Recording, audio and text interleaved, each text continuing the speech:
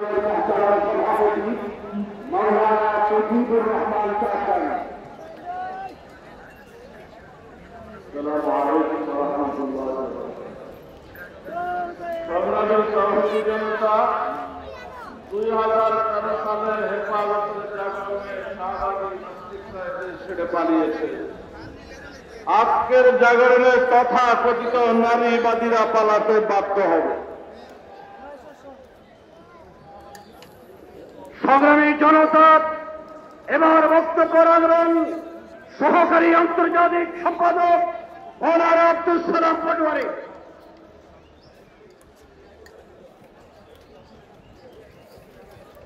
নাহমাদুহু ওয়া নুসাল্লি আলা রাসূলিহিল কারীম, আম্মা বা'দ।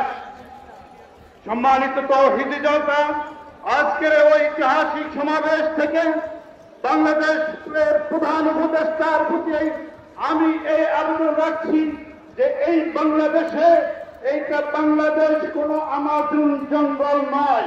এই দেশে কিছু ভদ্র, কিছু ইমানদার, কিছু মুসলমান বসবাস করে। এই দেশকে আপনারা পেশাভিত্তির দেশ করবেন না। এই দেশকে যারা সন্তানের বাধ্যতা যাবেন না। এই সমস্ত নীতি সবকিছু বাতিল করেন এবং এই সংস্কার কমিশন বাতিল করেন।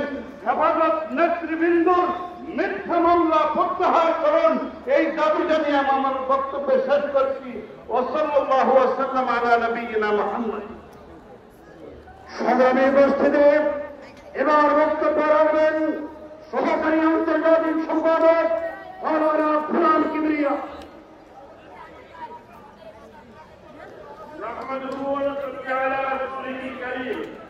হেফাজতে ইসলাম বাংলাদেশ কর্তৃক আয়োজিত আজকের এই মহাসমাবেশের সম্মানিত সভাপতি, উপস্থিত তাওহীদি জনতা, সাংবাদিক বন্ধুগণ, আমি বলতে চাই ডক্টর ইউনূস সাহেব আপনার